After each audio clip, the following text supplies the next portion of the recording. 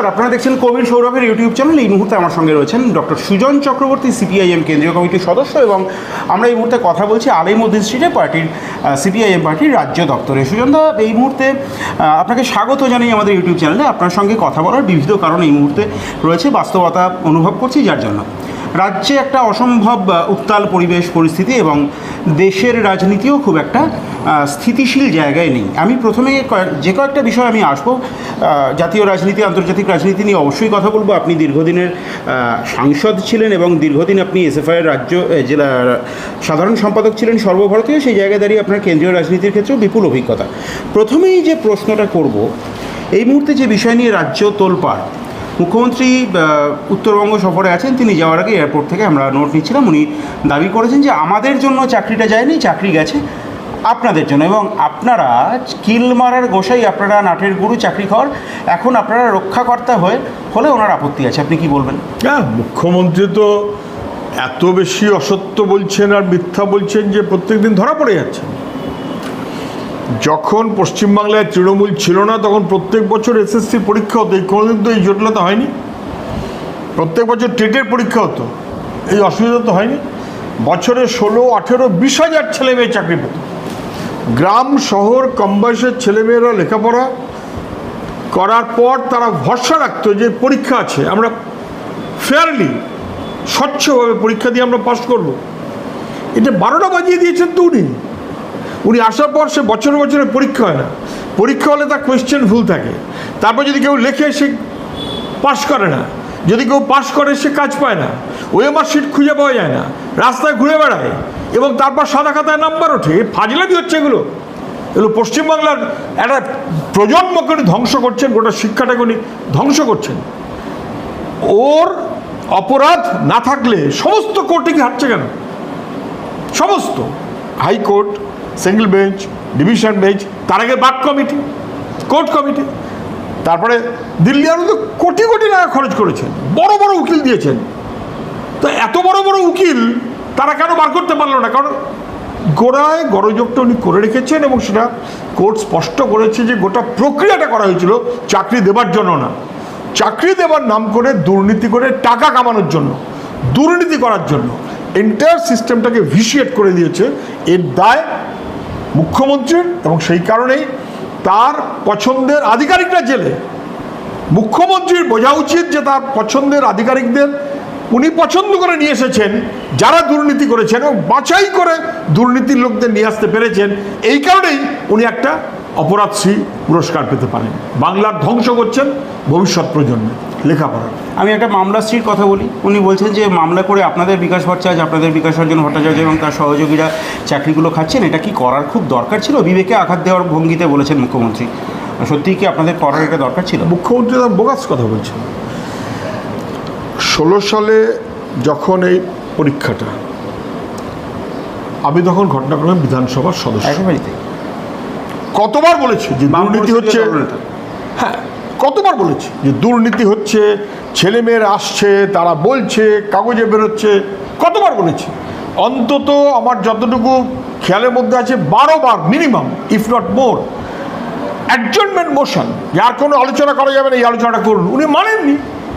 অন্তত 14-15 চিঠি দিয়েছে যে প্রাইমারিতেই হচ্ছে, সেকেন্ডারিতেই হচ্ছে, এটা করবেন না, ওটা ঠিক হচ্ছে না, ওটা ডাকুন, ওটা বলুন।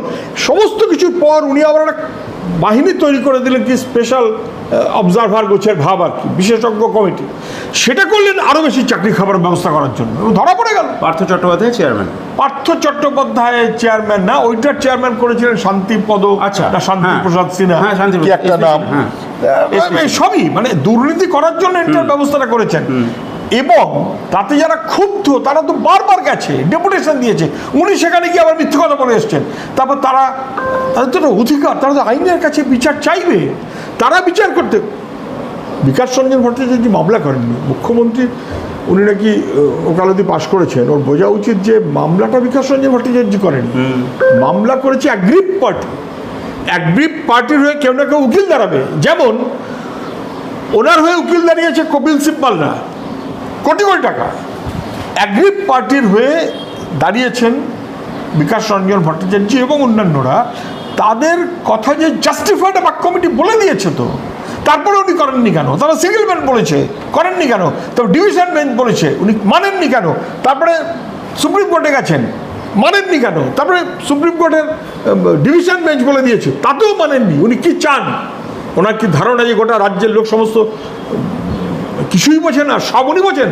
ওনার মিথ্যা প্রত্যেক দিনের টাকার হিসেব করতে করতে বাংলাটা তো ধ্বংস করছেনই, নিজের বাহিনীরও মাথাটা 12টা বাজিয়ে দিয়েছেন। এরা অপরাধী এবং একটা প্রজন্মকে ধ্বংস করছে। লেখাপড়ার ছেলে যারা, তারা বিপদে পড়ছে। পরের একটা জেনারেশন ধ্বংস করছেন। একটা সময় রাজ্য রাজনীতিতে দক্ষিণ 24 পরগনা জেলা সমর্থক শব্দ ছিল সুজন চক্রবর্তী, বারুইপুর, সোনারপুর এই অঞ্চল, এবং আপনার জেলারই একটা সময় বিধায়ক মদন মিত্র আপনার জেলা থেকেই প্রথম বিধায়ক হয়েছিলেন। সেই মদন মিত্র, তাকে আমি অন্যান্য বিষয়ে সারদা ইত্যাদি প্রসঙ্গে যদি সময় থাকে আসবো, সেই মদন মিত্র বলেছেন, আচ্ছা দুর্নীতি না হয় করেছে কিন্তু ছেলেগুলো তো চাকরি করছিল, চাকরিটা কেন গেল?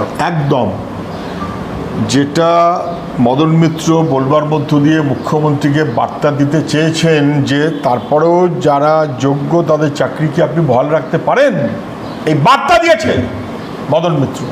কী কারণে দিয়েছে, কেন দিয়েছে আমি বলতে পারবো না, কখন দিয়েছে আমি সেটার মধ্যে যাচ্ছি না, কিন্তু স্কোপ তো ছিলই।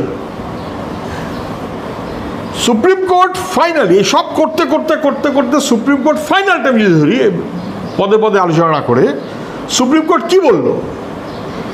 ভাগ করলো যে একটা অংশ টেন্টেড আর একটা অংশ নট ইয়েট টেন্টেড, মানে এখনো পর্যন্ত তাদের টেন্টেড বলে বোঝা যাচ্ছে না, কিন্তু এরা টেন্টেড।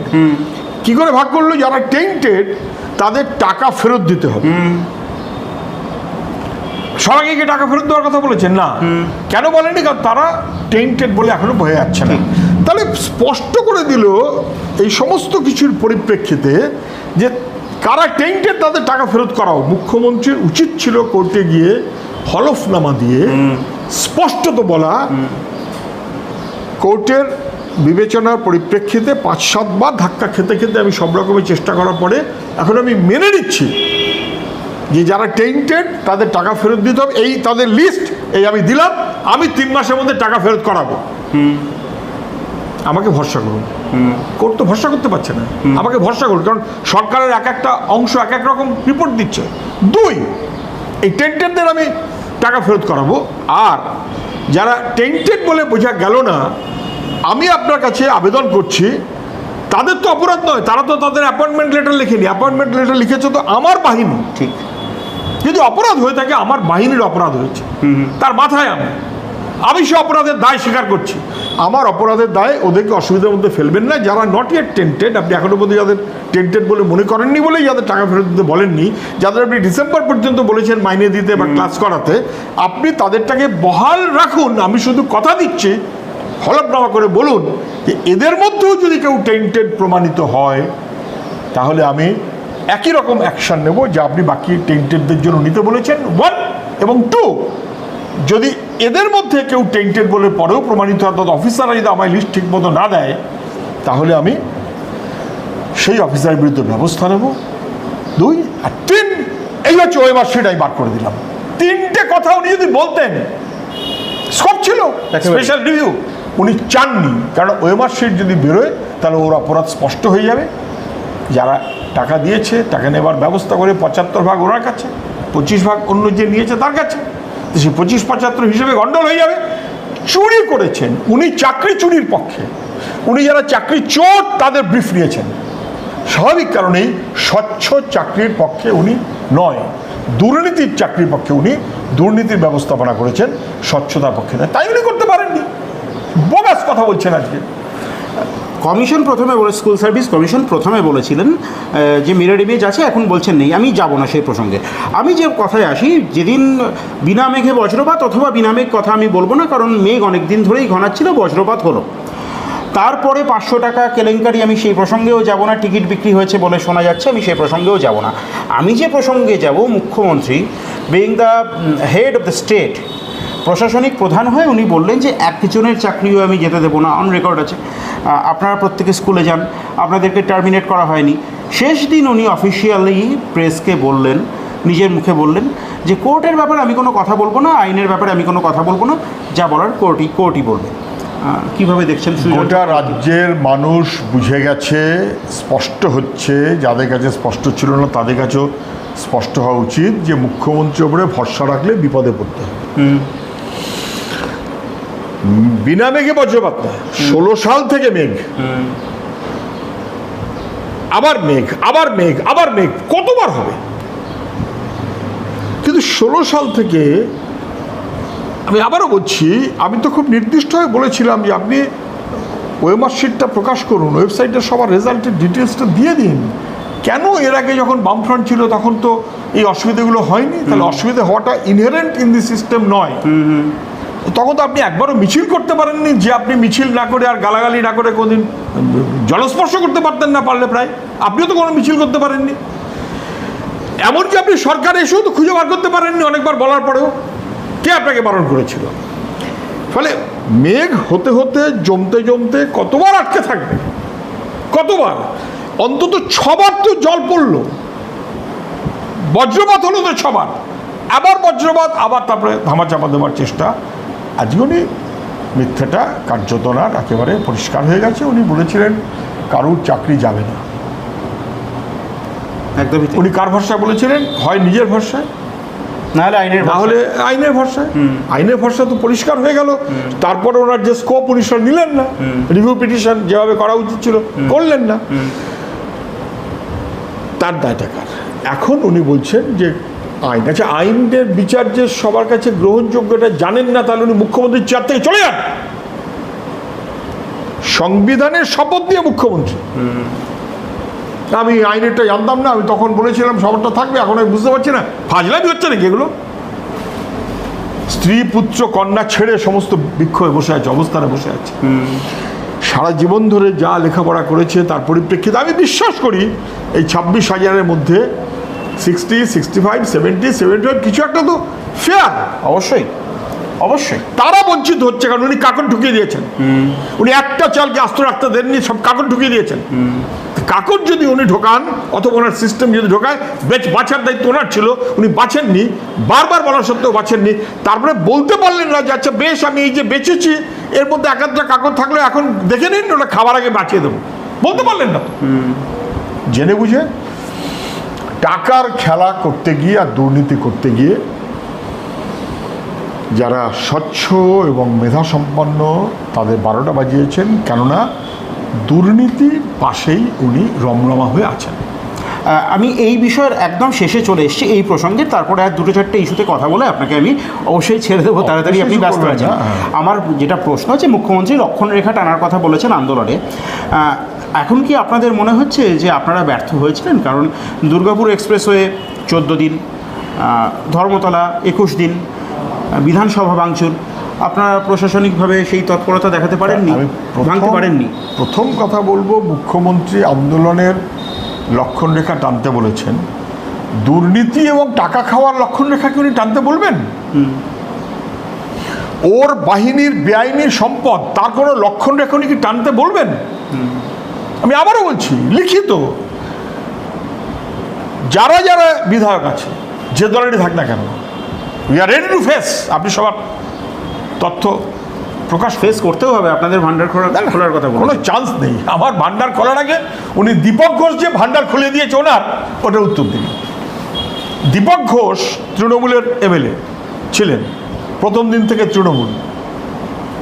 দীপক ঘোষ কতগুলো ভান্ডার খুলে দিয়েছে সেটা নিয়ে উনি কোনো কথা বলছেন না। ভান্ডার কি খুলবে না, ভান্ডার খুলতে গিয়ে নিজের ভান্ডার যেভাবে খুলছে তাতে বোঝা যাচ্ছে যে উনি একটা কমপ্লিট অসত্য বলছেন। যাই হোক, আমি যে কথাটা বলছিলাম, ন্যাচারালি এইটা মনে করার কোনোই কারণ নেই যে লক্ষণরেখা। আমি মনে করি না যে দুর্গাপুর কি অমুক তমুক ইত্যাদি ইত্যাদি। বামফ্রন্ট দুটো বেশ আলাদা, এটা ভালো মন্দ ঠিক বেঠিক আলোচনার বিষয় নয়। বামফ্রন্ট ডেমোক্রেসিকে ভরসা করেছে, রাজনীতির আলাপ আলোচনায় ভরসা করেছে, সেই কারণে একভাবে চলেছে। এমনকি বিধানসভা ভাঙচুরের পরেও সবাই দেখেছেন তো প্রকাশ্যে, কোনো ব্যবস্থা নেননি। সেইটা আর এটা এক না। মানে খুলে রেখেছিলেন completely গণশক্তি। আমরা ডেমোক্রেসি খুলে রেখেছিলেন এবং আসিফ আব্দুল হালিম তৎকালীন স্পিকার তিনি বলেছিলেন মানুষ এসে দেখে যান। মানুষ দেখবে, মানুষ বুঝবে। এখন কি মানুষের উপর আস্থা হারাচ্ছেন? মানুষের উপর আমার আস্থা এখনো হারায়নি, হারাচ্ছে না, হারাবে না। মানুষ কোনো সময়তে কোনো একটা কারণে বিভ্রান্ত হতে পারেন, কিন্তু চিরকাল বিভ্রান্ত থাকবেন এটা ভাবার কোনো কারণ নেই। চোর চুরি করে একবার পালিয়ে যেতে পারে, কিন্তু রোজ রোজ চুরি করে পালিয়ে যেতে পারবে, এটা যদি তৃণমূলের নেত্রী মনে করেন তাহলে ভুল। এখানে চুরির কথা স্বীকার করেছে একেবারে কালীঘাটের কাকু থেকে শুরু করে আর তলার তৃণমূলের বাহিনী পর্যন্ত, তাদের প্রত্যেককে স্বীকার করতে হয়েছে। এবং নিশ্চয়ই মানুষ অপেক্ষায় আছেন, খেলা বুঝবে। সুজন চক্রবর্তী সিপিআইএম এর অন্যতম গুরুত্বপূর্ণ মুখ এ রাজ্যে। সুজন চক্রবর্তীর কাছে আমার খুব সঙ্গত প্রশ্ন, মুর্শিদাবাদের যে পরিস্থিতি, আমার ধারণা, ব্যক্তিগতভাবে আমার ধারণা যে আমাদের রাজ্যের যে সোশ্যাল ফেব্রিক সেই কারণেই দাঙ্গার আগুন আরও ছড়াতে পারেনি, কিন্তু যে দাঙ্গার পরিস্থিতি তৈরি হয়েছিল হাইকোর্টের গড়ে দেওয়া 3 সদস্যের বিশেষ কমিটি তারা বলছেন যে এই হামলার নেপথ্যে তৃণমূল কংগ্রেস। আপনার বক্তব্য? প্রসঙ্গত বলে রাখি এই দুটি জেলায় আপনাদের এবং কংগ্রেসের যৌথ ভোটের পরিমাণ 35%। দেখুন, আপনি হাইকোর্টের রিপোর্টটা আপনি দেখেছেন তো? তদন্ত কমিটি কোর্ট চেক করে দিল একজন রেজিস্ট্রার ল ন্যাশনাল হিউম্যান রাইটস কমিশন, একজন সেক্রেটারি লিগাল সার্ভিসেস অথরিটি, একজন রেজিস্ট্রার জুডিশিয়াল হাইকোর্টের। মমতার পছন্দ মতন লোক অথবা মমতার অপছন্দ মতন আর কারোর পছন্দ মতন লোক কিন্তু নয়। মনে রাখবেন, বাক কমিটি যা বলেছিল আলটিমেটলি সেটা কিন্তু এস্টাবলিশ করল। এরা কি বলেছেন? এরা একদম স্পষ্টভাবে বলেছেন বিক্ষোভ শুরু হলো তা হিংসার রূপ নেয়, পুলিশ নিষ্ক্রিয় ছিল, বারবার ফোনের পরেও কোনো ব্যবস্থা নেননি। ওই তৃণমূলের কোনো এক কাউন্সিলর, হ্যাঁ তৃণমূলের কোনো এক কাউন্সিলর, এসব আজে বাজে নাম, যত কম বলবেন তত ভালো, একেবারে আগুন জ্বালিয়ে দেওয়া হবে, যাতে জলের লাইন কেটে দেওয়া হচ্ছে, যাতে জল দিয়ে নিভিয়ে দেওয়া পর্যন্ত না যায়, এই পর্যন্ত ব্যবস্থা করেছে এবং সে তৃণমূলের কাউন্সিলর।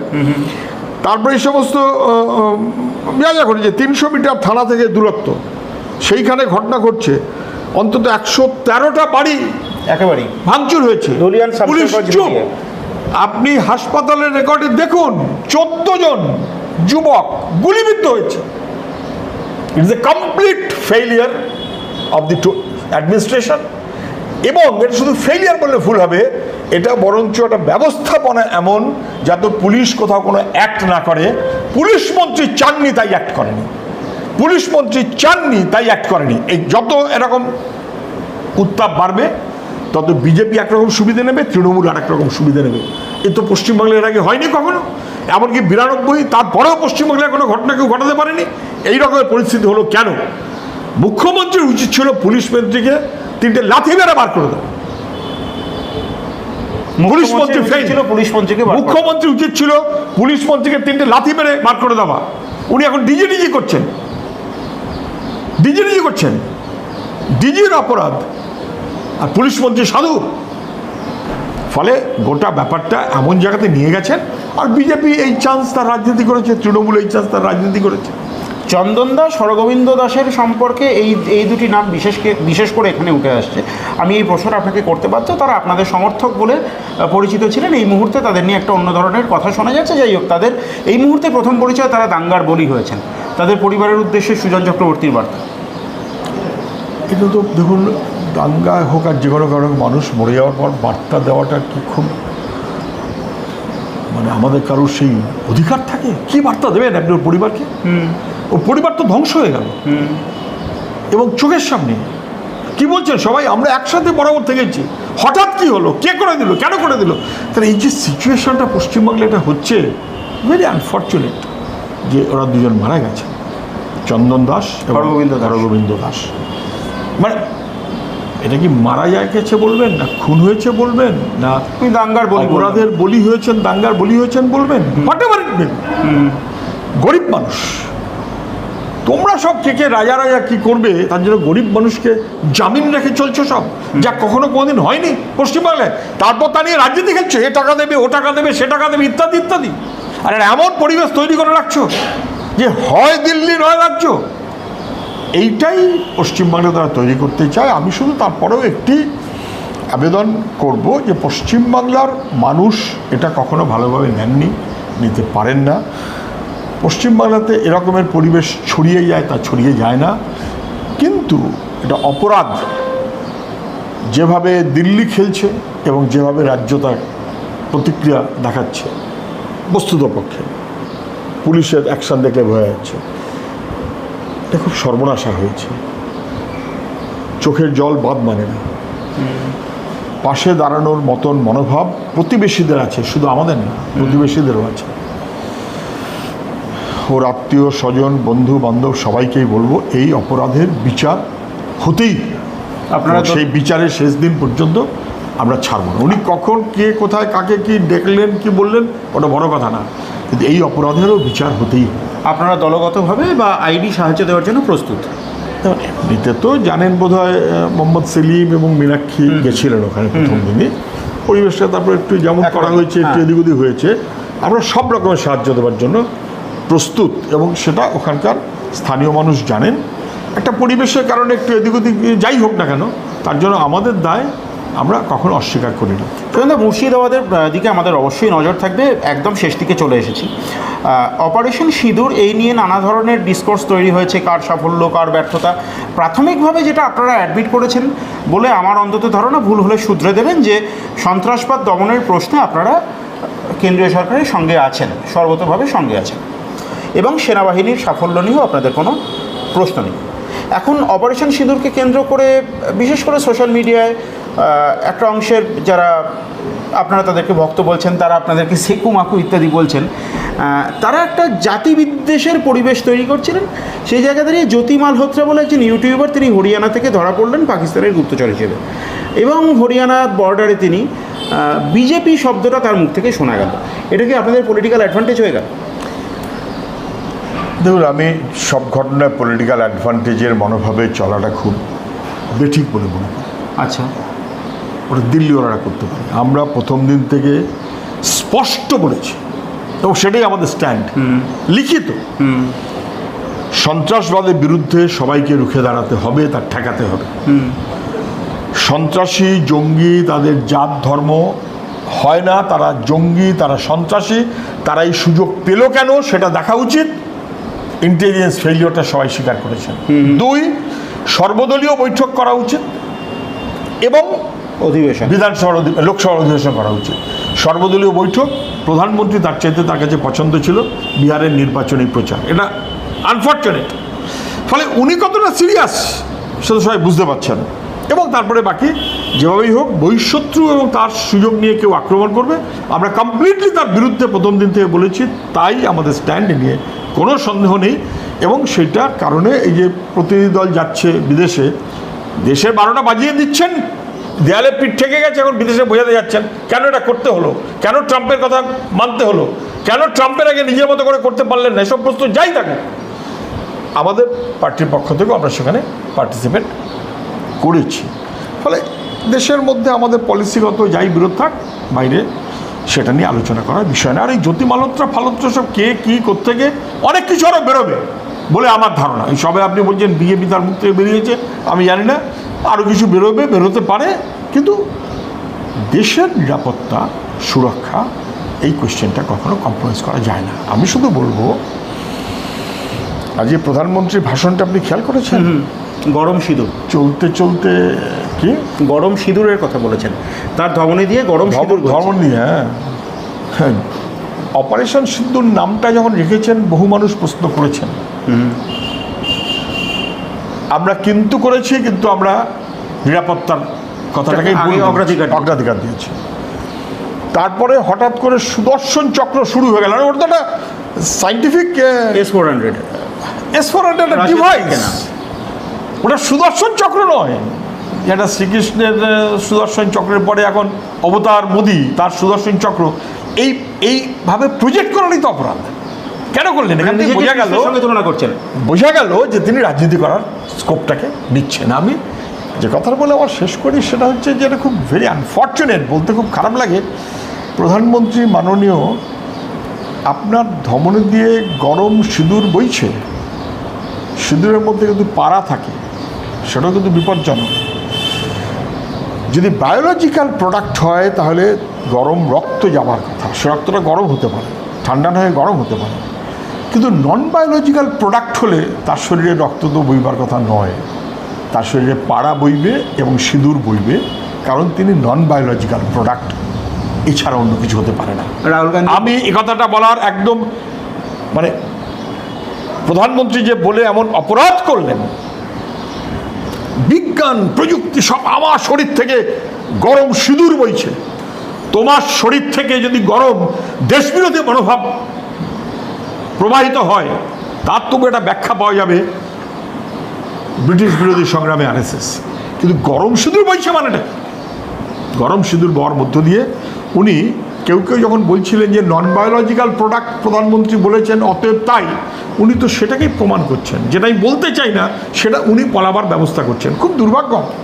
একদমই অধিবেশন চলাকালীন রাহুল গান্ধী একদম ভাইরাল হয়েছিল সেই ক্লিপ, ওনার উপস্থিতিতেই বলছেন উনি নন বায়োলজিক্যাল বলে নিজেকে দাবি করেছেন। আমি একদম শেষ প্রশ্নে আসি, উনি বলেছেন নন বায়োলজিক্যাল, সেই কারণে আরেকজন কেউ বলতে পারে রাহুল গান্ধী হোক আর যেই হোক, কিন্তু আজকে উনি তো আবার বললেন নন বায়োলজিক্যাল হলে পাড়া সিঁদুর প্রবাহিত হতে পারে ধমনী দিয়ে, বায়োলজিক্যাল হলে প্রবাহিত হওয়ার কথা না।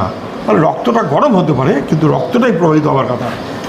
আমি জানি না রক্তহীন কেউ কিনা তিনি নিজেকে প্রধানমন্ত্রী দাবি করলে সেটা আরেক বিপদ।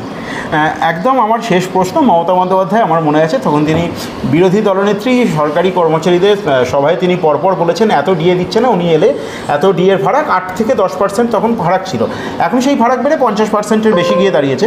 তিনি বারবার বলে এসছেন যে তিনি এলে ডিএ দিয়ে দেবেন, আজকে সেই ফারাক কোথায় কি এই বিষয়ে আমি চর্বিত চর্বণ করব না।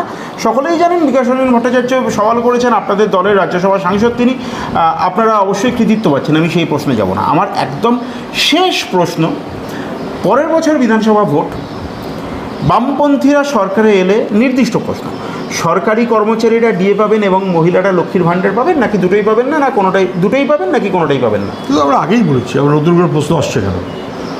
কেউ কারোর পকেট টাকা দিচ্ছে না, কালীঘাটের টাকা কেউ দিচ্ছে না, কারণ পৈতৃক সম্পত্তির টাকা ওটা না, ওটা মানুষের ট্যাক্সের টাকা। বরং মানুষের ট্যাক্সের টাকায় গরিব মানুষের পাশে আরও শক্তভাবে দাঁড়ানো উচিত। আমরা বিধানসভাতে আমি নিয়ে বলেছিলাম, চিঠি আছে, লোকসভাতেও আমাদের যারা সদস্য তারা একই কথা বলেছিলেন, সীতারাম ইয়েচুরি লিড করেছিলেন। কোভিডের সময় আপনাদের মনে থাকবে 7,500 টাকা করে পার মান্থ দিন, যে নন ট্যাক্সেবল। আমরা বলেছিলাম আপনি 2,500 টাকা করে দিন। আপনি কি একটা 500 1000 গুনে বেড়াচ্ছেন, 1000 থেকে 1200, ভোট হলে আবার 1300, ভোট না হলে আবার 1200, ফাজলামি হচ্ছে এগুলো। এটা মানুষের টাকা, আপনার টাকা না। মানুষের ট্যাক্সের টাকা প্রচুর লুট করেছেন, তার একটা ছিটে অংশ আপনি দিয়েছেন, ওটা বাড়ালে তার চেষ্টা করা উচিত। ওটা ভোটের জন্য আপনি করেছেন, আমরা ভোটের জন্য করব না, আমরা করলে ওই কাজটা করবো, আরও ভালো করে করব দেশের অর্থনীতির জন্য। গরিব মানুষ, তার কাছে আপনি যত অর্থনীতির শক্তি পাম্প করবেন তত বাজার তেজি হবে, তত অর্থনীতি শক্তিশালী হবে। ফলে মানুষের জন্য, দেশের জন্য আমাদের যেভাবে করা উচিত আমরা বরাবর তাই করেছি, তাই করবো। আমি শুধু লাস্ট মনে করে দিতে পারি, 77 সালে যখন বামফ্রন্ট এসছে সবাই বলতেন যে এসিবিতে নাকি সব সিগারেটের টুকরোর পিছনে লিখে সব 12,000 না 10,000 কিছু অ্যাপয়েন্টমেন্ট দেওয়া হয়েছে। আমরা একটা অ্যাপয়েন্টমেন্টও খারিজ করিনি, একটা অ্যাপয়েন্টমেন্টও খারিজ করিনি। কিন্তু আর যেন সেটা না হয় আমরা ইনশিওর করেছিলাম। কোনো প্রজেক্ট খারিজ করাটা আমাদের কাজ না, আরও ভালো করাটা আমাদের কাজ। আমরা বরাবর সেইভাবে চলেছে। আপনি 77 অনওয়ার্ড হিস্ট্রি দেখলে তাই পাবেন। ধন্যবাদ। সুজন চক্রবর্তী কিন্তু একদম খুব সূক্ষ্মভাবে 2024-এর তারটা বেঁধে দিলেন। আমরা বিস্তারিতভাবে কথা বললাম বেশ কিছু বিষয় নিয়ে, তবে সুজন চক্রবর্তীর মতো সুবক্তার সঙ্গে, সুপণ্ডিত মানুষের সঙ্গে এইটুকু পরিসরে কথা সম্পূর্ণ হওয়া সম্ভব নয়। আমরা কন্টেম্পোরারি কিছু ইস্যু টাচ করে যাওয়ার চেষ্টা করলাম মাত্র, এবং এ ধরনের আরও এক্সক্লুসিভ কন্টেন্টস পাওয়ার জন্য আপনার চোখ থাক কবির সৌরভের ইউটিউব চ্যানেল। নমস্কার।